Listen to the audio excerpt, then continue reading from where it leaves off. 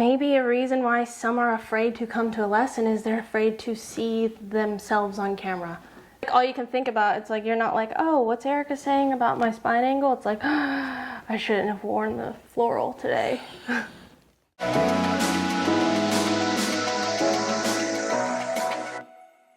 Welcome to GolfTrekking, the essential podcast for the passionate golfer. I'm Ashley Husing, and I'll be your host as we explore the most innovative programs, facilities, and professionals shaping the future of golf. All right, hi guys, Ashley Husing here, your GolfTrekking with Ashley, and I'm in Raleigh, North Carolina, hanging out with my good friend Erica Stoner. We're in the studio here where all the magic happens. She's changing her golf game from this very spot. Hi Erica, thanks so much for having me. Yes, thanks for having me on. Absolutely, I'm so excited to be here with you. So for those of you guys who don't know, we actually met in 2020 when she was up in Bend, Oregon at Pronghorn. And so we got acquainted then. And we're just doing a big follow-up here because I've been following you for the past 4 years. You're killing it online. Thanks. But here we are, so we're now getting reacquainted. And I'm so excited to be here talking to you about Stoner Golf and what you're doing. So tell everybody, or tell me if you can, how did you get into golf? Oh, I got into golf initially with my dad. So tomboy growing up, was like attached to my dad's hip. Wow. And he was into it, and he was probably like a 3 handicap, so pretty good. And we were real competitive with each other. So it would be like, I'm just tagging along my dad's shadow, and then through that, I started to develop my own passion for it, wanted to practice and get better. And so I was fortunate enough for him to then want to invest in golf lessons, and I just was always very focused on it. At a young age, it was, this is what I want to do. I want to play professional golf, so I dedicated all my time to that. I love that. Yeah. I grew up playing with my dad too, so I think that's a really special kind of relationship that you can build with him, like going out and just playing golf and like a little father-daughter time, which is amazing. It's sweet, and you drive each other crazy at the same time. Yes, you do.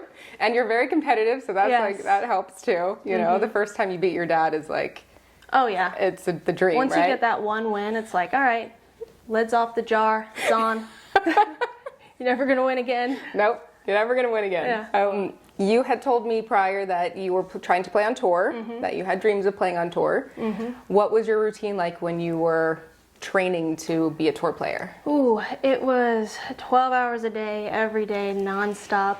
And you have to have that mindset when you want to achieve something like that. To a certain degree, I think I needed a little more balance, and I put a lot of external pressure. There was external pressure on me, and I'm like already putting pressure on myself, but it was rigorous practice. I mean, the only days I took off were probably Thanksgiving and Christmas Day.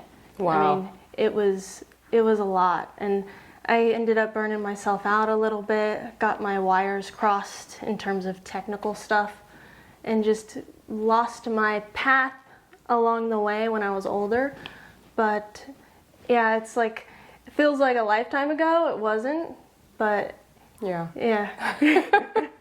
I know what you mean. But you're saying that, and I'm thinking to myself, like, this is what probably helps you connect going from tour player to being this instructor, because you can now empathize with exactly what everybody is dealing with trying to work on their game, trying to be their best, trying to incorporate some sort of a work-life balance. Yep.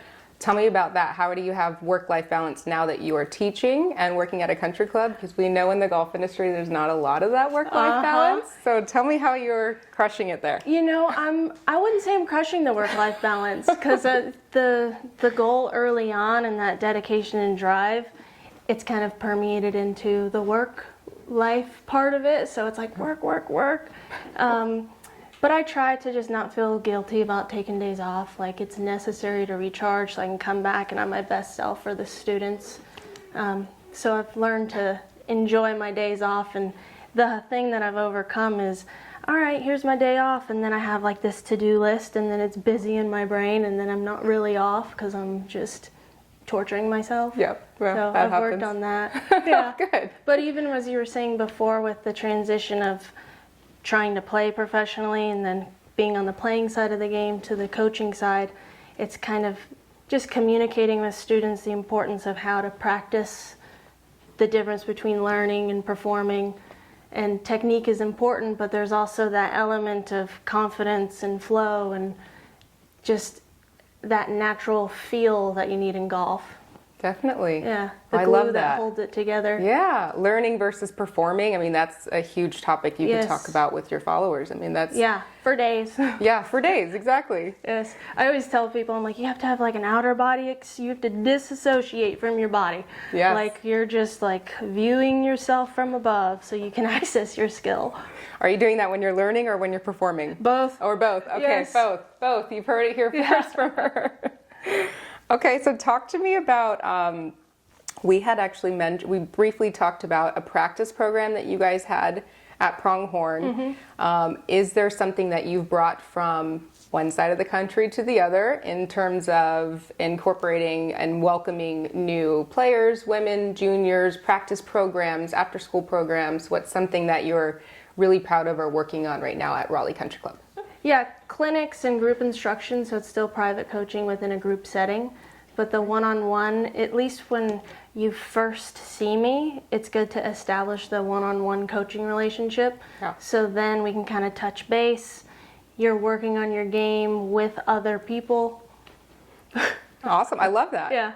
I love that. And everybody's concerned about working on their own game. No one's concerned about what you're doing, right? Yeah. So that's kind of the nice thing. I think that there's this element of intimidation that's out there. Everyone's worried about what they look like on the course, what they look like while they're practicing, which, by the way, can we highlight that when you're practicing, you should not be practicing the thing that you're good at. You should be practicing the thing that you're working on. Yes, and that's when exactly. you're going to mess up on the range. And that's when you're going to chunk stuff around the short, practice facility. So what's like your best advice you could give to someone who really wants to work on something, but it's a little bit concerned with the image or the people watching? Like, what do you think? Just first off, know that no one cares. The only one who cares is you. People are having that same fear and they're worried about what they're going to be doing. So just getting over that first initial, like, are people watching, or like your first tee shot, you don't want to screw it up. But having zero emotional attachment to the result, just letting go. Yeah. That's going to be your tagline right there. Whatever's going to happen is going to happen. That's why you're here. That's why you're practicing. If it was perfect, you'd be on TV. Maybe. That's going to be it right even there. those guys mess up. Yeah. They always show the ones, and girls. Yeah. But they always show the best shots, the highlight reel. I mean, they hit hosel rockets and shanks and chunks all the time. Perfect. Yeah. I mean, everyone's human, right? Like, this is just the part of the game. Yeah. It's having the best missed shots, right? Exactly. So it's like, how good is the bad?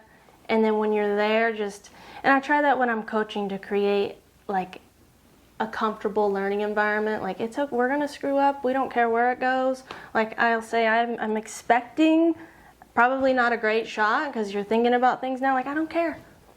It is what it is. It's okay, guys. And that's interesting because then it frees people up to like trust themselves in their move. Yes. Yeah. Okay. Just make them comfortable, right? You're just trying to make them comfortable out there. Oh, so I was watching your social media, because if you don't follow Erica Stoner, by the way, you have to follow her. Okay. You're Stoner too Golf. nice. I know. You're too nice. It's so good. I was picking up tips, and I just saw a video of this young kid who has a killer swing. Yes. Just tell me a little bit about him and how you're coaching. Yeah, so he's 9, and I started work with him a few months ago. He had this goal to qualify for the drive, chip, and putt. He ended up qualifying last week. Nice. Yeah, he was super excited about it, but it's just kind of fine-tuning, and what is great about him is it's hard to find young kids who are like there to learn and focused, and I don't have to be like, where's your foot? Like, hey, that's not what I said. Get you in the right spot. Monumental task. He's just with the program, and we just keep it fairly simple, just focusing on a few parts of the initial swing and setup, and he's got a lot of natural ability that you can't teach, like his move through the ball and how he's using the ground. It's like, all right, that's natural part of it. Okay. So I'm kind of like guiding him and staying out of his way at the same time. I feel very fortunate to coach him. Oh, good. And if I'm being honest, I had a moment the other day in a lesson, I was like, this could be my retirement plan. This is the one who's gonna be on TV one day. You know what, though? I think that that's a common goal for a coach, right? Yes. You want to be with someone. You want to work with somebody from the beginning of their journey and help and support and get them to that next level. Yes. And he could maybe be yours. Yeah, that's the biggest goal for sure. Even if it's just taking a young person and even helping them get a college scholarship, seeing that whenever you're, it is also fulfilling taking someone who's already great or on tour and then working with them, but to see their game develop and be a part of the journey is fulfilling. What are your thoughts on early specialization versus creating a multi-sport athlete? So I go back and forth on that sometimes. You need to depends on your goals. So if we're, all right, I want to be a professional golfer, you need that focus and dedication to the specific sport itself. But then, and a lot of times it depends on the climate, because I see a lot of players who are great who they can't really golf during the winter time. So having that break, if they don't get burnt out, they're refreshed when it's time to golf, they've picked up some other skills and coordination from their other sport. So I think it's good to know you can play other sports and still be great at golf. Okay. Given the fact that if it's what you want to do, you gotta still put in the time with golf. Okay. Yeah. Awesome. I'm going to take a sip of my coffee, which, by the way, guys, I know we have coffee in our hand. It might be a little distracting to you, but I'm going to say with a very bold statement that this might be the best coffee I've ever had. Yes, it's good. I'm glad. It's so good. Is it Jubala? Yes. Jubala Coffee here in North Carolina. We're not getting paid to say that. This is just a legit, authentic observation that I didn't want to put my coffee down, and neither did Erica. She brought it for me today, and it was a little detour along the way, but it was quite funny in the RV. But you know what? It was so worth it. This coffee is really good.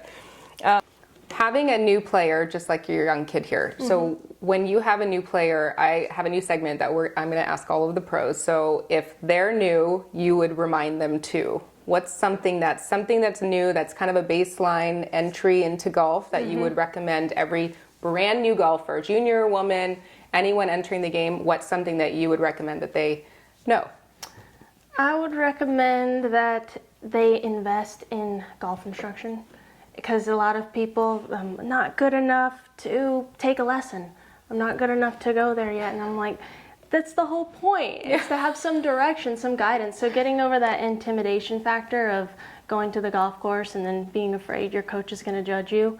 And then from there, if we're talking about the technical portion of it, just understanding the basis of how to set up to the ball, grip the club, know what square club face means, just those bones of it. Okay. And then from there, just trying to develop a relationship with a coach so you can build your game and your journey. If you're taking up golf, you can't really have one lesson. And then, a lot of times I hear oh, that's overwhelming, that's too much. It's only too much when you feel like you have to bite off more than you can chew in one lesson. Yes. So it's just developing one skill at a time, whether that's hitting little half shots and then having ownership of that skill and then building from there. Such a coach right here. Such an instructor. But it's true though. I actually had a professor who told me one time that he would charge, and it was a joke, he had it up in his office, and he would say, I would charge $1,000 for one lesson, because the expectation of going from 0 to 10 in your ability or skill set is as silly as wanting to pay $1,000 for one lesson. Yes. Have reasonable expectations, and I'll talk to people, and I don't want to demoralize them or not encourage them, but it's just understanding golf, it's a big game. Yeah. There's a lot of little mini games within the game. So it's, all right, here's swing, here's long game, then we got putting, that's an entirely different thing. Now we got chipping, short game. And then we got the whole art of how do we do this on the course, putting it together and playing. Yeah. So it takes a little bit of time, and I just say it's temporary discomfort for long-term success. The days are going to add up, and then 6 months from now, you're going to be so happy you're going to be able to come to the course and not embarrass yourself, because that's the goal. Yes. I just want to come out and play with my friends and get it from point A to point B. I'm well, this is what you got to do. Yep. Yeah. Invest in lessons. Yeah. Get comfortable in the environment. If that's what's important to you, if you realize, this is what I want to do, I want to be good at golf. It just takes time. It sure does. It's a hard sport to learn. So be patient with yourself and forgive yourself. Yes, too. yeah. Self-care. Self-care. And self-love when you're out there. Definitely. If you wouldn't say it to your best friend, don't say it to yourself. I feel like that's... I don't take that advice. You don't take If you heard my internal dialogue sometimes. I think we all have really bad internal dialogue sometimes. My internal dialogue, she's not nice sometimes. Yeah. I'm like, wow, this isn't advice you'd be giving your clients. Why are you doing this to yourself? Exactly. So be nicer to yourself, guys. Yeah. If you were not coaching, what else do you think that you would be doing in your life? Ooh, that is a great question. I'm stalling here. Wow. You got me on that one. Yes. Probably, I know, I mean, I hit the panic button at one point because I was like, I don't know if golf's going to be my thing, and I was going to sell insurance, and then I was like, oh, I should go to medical school. That's what my siblings do. Wow. And it's just like, I'd say I'd have to take some time, meditate on it, and see what would bring me fulfillment, and go from there. I like that. I like that. Because if you're not working if you're enjoying what you're doing every day, right? So exactly. And that's also something you hear, and you don't, it's hard to take that on advice sometimes. It's like, well, how am I going to make money? Sometimes passion doesn't materialize into that. Don't we know it? Yeah. But just well, the I know it, fulfillment really. part. And it's like, what is success to you? Like, some people, it is money. Success for me is waking up and being excited for the workday and not feeling like it's work, because you're working more days than you're off, and I don't want my life to be miserable more than 50% of the time. Yeah. Yeah. I love her attitude. She has just the best attitude. I just love it. So we've seen your social media blow up over the past few years, right? I mean, I guess. Yes, it totally has. It should absolutely have blown up. You're giving great tips, and I'm even looking at stuff and I'm going, oh, I should try that on the range next time. I'm loving it. So tell me a little bit about why you started posting videos and how that journey has been over the past couple of years. So I started, well, first I was very scared to post because I was like, who cares what I have to say? Like, you just have to get over that initial, you have to take the leap. And just growing social media has helped with my coaching brand in general. It builds some trust with the audience, and just making some tips that people can relate to. Like, golf doesn't have to be so hard, and if you can find that one thing that resonates with someone, and that's what's fulfilling, where I know people, I get messages a lot like, oh, that was like, I never thought about it that way. And to me, it seems very simple because I've been doing this forever. But to them, it's like, wow, thank you for helping me view this in a more doable way. So that's what's enjoyable with the social media. And I have a rule for myself. I'm like, is this providing value in some way? Is this post going to either like make somebody laugh, help them with their golf game? So that's kind of my rule. I'm like, all right, value. Value. Yeah. Okay. Well, I think you're bringing great value. You're doing a great job. Yeah. Yeah. And having tips that can just relate to people who wouldn't even know too much about the game, and not using complex terms like flexion, extension, like all those golfy instructor terms. Yes. I just try to keep it simple. Yeah. But so when you're talking to your followers and to people online, then are you talking to your fellow pros, or are you talking to the hopefully oncoming new players? I'm talking who's your to audience? My audience is golfers in general, new, experienced. I've gotten over, making tips where I'm like, oh, I wonder what, my peers will think of it, and being judged by that. Because if you're making tips where you're worried, oh, I need to be using this technical term, or then it gets kind of convoluted, and the average person has no idea what you're saying. So if I want to provide value to people who want to go to the golf course and hit the ball better, I can't be thinking or worried about how other coaches will feel about it. I love that. Yeah. That's great. So speaking of other coaches, do you have any, I don't really use the term mentors, but like influences or inspirational other coaches or business-minded, Yeah, entrepreneurs, anyone who comes to mind? I've had the privilege of growing up being coached by excellent teachers, and Grant Waite, he's been an influence of mine. We grew up playing and practicing at the same club, and he coached me for a little bit, so I learned a lot about the golf swing in general from him. My long-term coach growing up was Tom Creevy. He used to work with Ledbetter, but he coached Sari Pak and Hall of Fame golfer Birdie Kim, U.S. Open champions. So I would even go into my lessons, like I'd be there and like Sari would be leaving, and it was just a really cool experience. And I always just gravitated towards the golf swing technical side, so I would just stay all day at my lesson, and I'd like shadow him and watch him even when I was like 13, 14. And we would then talk about the swing, and he helped me develop an eye for the cause and effect of it. Wow. Yeah. So you were a teacher in grooming since you were For like real. a teenager. Yeah. You love the game. It's what I've enjoyed the most about it. And my other coach was David Whelan, and he's actually Nellie's coach. But what I learned from him is to be comfortable with silence when you're coaching. Yes.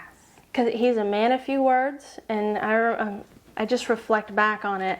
I'd be hitting balls, and he'd just be standing there for a while. I'm like, what did I do there? And he's like, just keep doing it. So when people ask, like, what did I do there? I'm like, I'm going to be silent for a little. I need to let this incubate. Like, we've got to see what's going on. But just embracing the silence of a lesson is important. Absolutely. Well, you have like some of those clients who will hit a ball and then kind of turn and look at you, like needing instruction, validation, confirmation, or whatever. So I love that you're kind of like, no, like let's work through this together and just continue to make your swings. And when I have something valuable to say, I'll say it to you. And I communicate that to them. Even at the first part, I'll take videos of, I'm like, all right, I'm going to take a video, face on, down the line. I'm a fly on the wall. I'm not here. I'll let you know when we're ready to talk about it. And then I'll show them the drill, and we'll get it right. And I'm like, all right, now we're just going to try something like that. I'll give you feedback in like 10 minutes. Okay. And we'll talk about it. Okay. Oh, speaking of filming your students. Yeah. What have you found about filming women when you're taking? Interesting. Like, I found that maybe a reason why some are afraid to come to a lesson is they're afraid to see themselves on camera.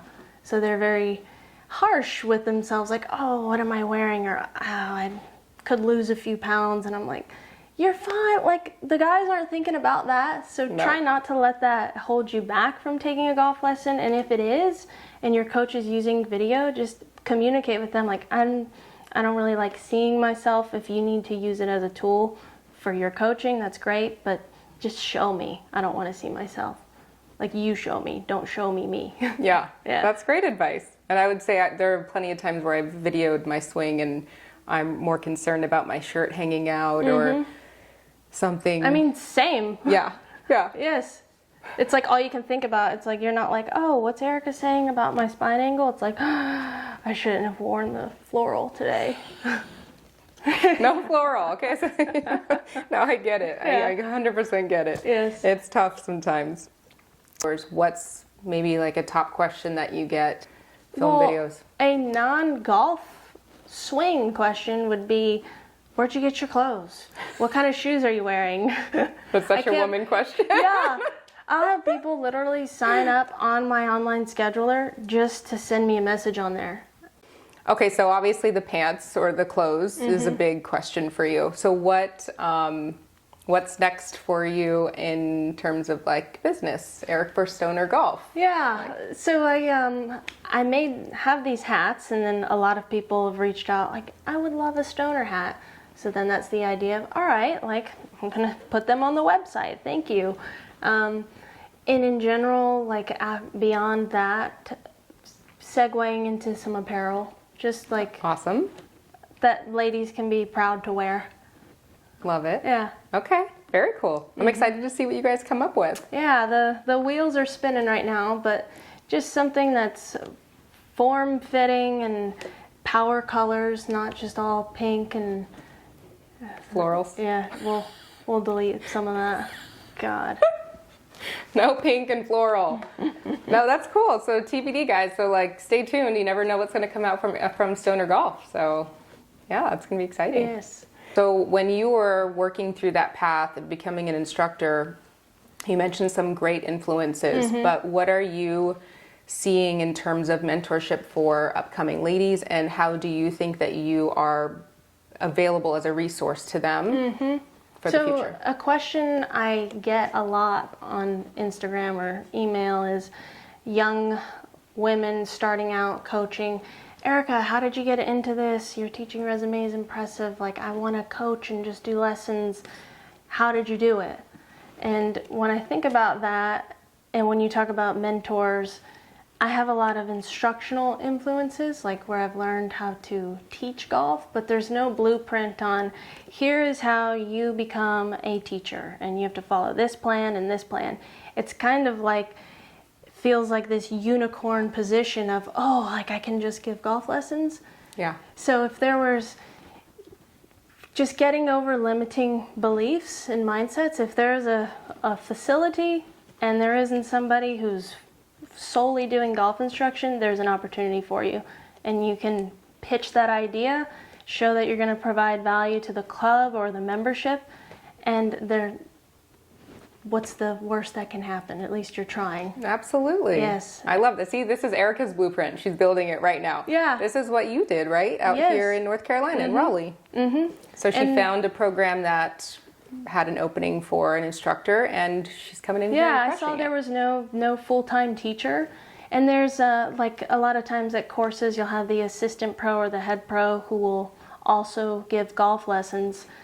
And there's nothing wrong with that. They're very knowledgeable. That's awesome. But they have huge jobs as well. They're running the whole operation. They have like 10 jobs within a job. Yeah. So then teaching is kind of a side thing. And it's just kind of a fact. You're not going to be able to be the best possible coach you can be, therefore the best for your students if it's not 100% what you're doing.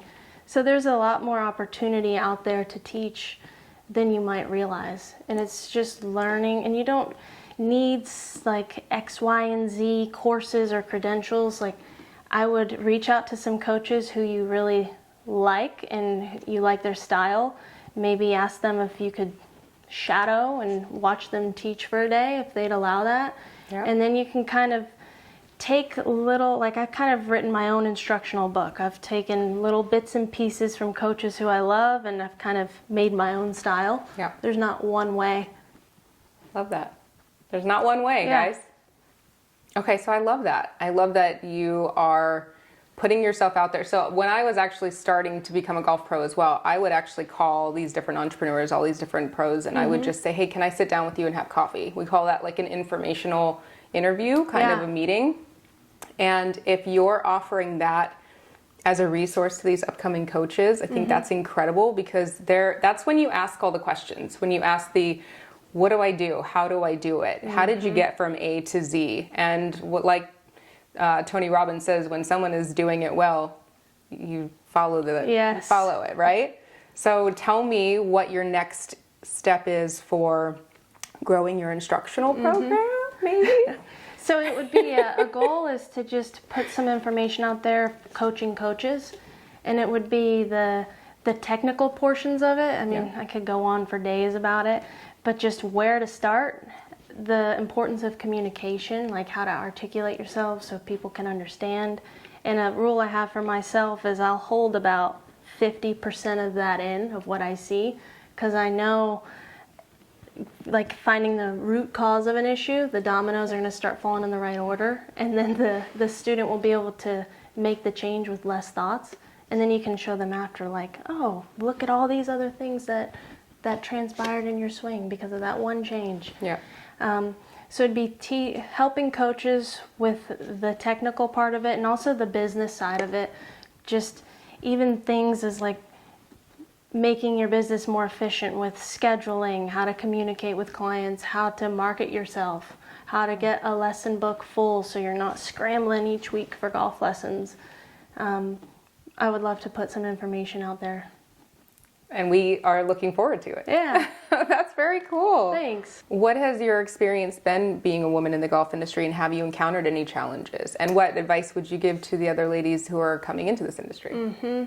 So there's definitely challenges it's a male-dominated industry. So even starting out with the social media, I make sure that it stays classy and it's not prioritized on looks only, or because at the end of the day, like, looks will fade, and I want the content to be why people are watching it, not, for clickbait type things. Yep. So that's a rule that I hold myself to. And, you'll be underestimated being a female and being young at the same time. So it's like, what is she going to teach me because she's young and she's a lady? So it's just holding your power, and it's just a fact of life, and I've accepted that. So you do have to prove yourself a little bit, and then once people understand, like, wow, she's helping me with my golf game and I'm getting much better, I have that respect now. So it's not an insecurity anymore, but it's just how you're communicating, not ever creating an opportunity for inappropriate discussion to happen. Yeah. There's a strict boundary, and then even just amongst other professionals in the industry, like, we're equals. I'm not different because I'm a woman, and that doesn't mean I need to have a chip because I'm insecure that I'm a woman. It's just we're equal. Yeah. Yeah. And you're coming to her for golf lessons, so she obviously knows what she's talking about. Yeah, you're coming to see me, so. Yeah, and she's going to help you. Yes. And yeah, even if that means that you're flying across country to come see her, or you know. Yeah, my clients have been great. It's been amongst the industry, which has been challenging, but I've been able to navigate it much better now. That's good. Yeah. I think we're seeing a lot more women moving into the executive roles, into kind of those club running roles. But I'm loving seeing these women like coming up in the instructional roles and just crushing it and gaining that notoriety and gaining that respect. And you're crushing it. I mean, the ladies, they're going to work hard. They have to, because they're already underestimated. Yeah. And I'm not to... Guys are great too, but ladies have attention to detail. Yeah, we sure do. Yes. On point. Yes. And they're the best students too. They just all right, you want me to do that? Okay, cool. Yeah. Just tell me what to do. Following instructions. Yes. So Stoner Golf is, from 2020, Erica Stoner 22, I think it was. Thanks. 4 years in. I can't wait to come back and catch up and see what you're doing in a couple years. Same. And I'll be back sooner than that because we have to actually play golf. I know. I'm excited to see what you'll be doing. We'll be checking in on each other for sure. All right, guys, we had a blast. We're in Raleigh, North Carolina. You can find her at Raleigh Country Club. You can also find her on Instagram at Erica Stoner Golf. You can check out and subscribe to her page on YouTube at Erica Stoner Golf. And how often are they seeing tips and tricks from you? Weekly at least. Weekly. All right, guys. Weekly tips, and feel free to reach out on my website as well, ericastonergolf.com. Thank you. Cheers. Yeah, cheers. This is awesome. Thanks and for having I can't me. wait to be back again. Same. Yeah, it's going to be awesome. Thank you. All right, guys, stay tuned. I'm heading back on the road. Hop on in. We're going for a ride. Bye.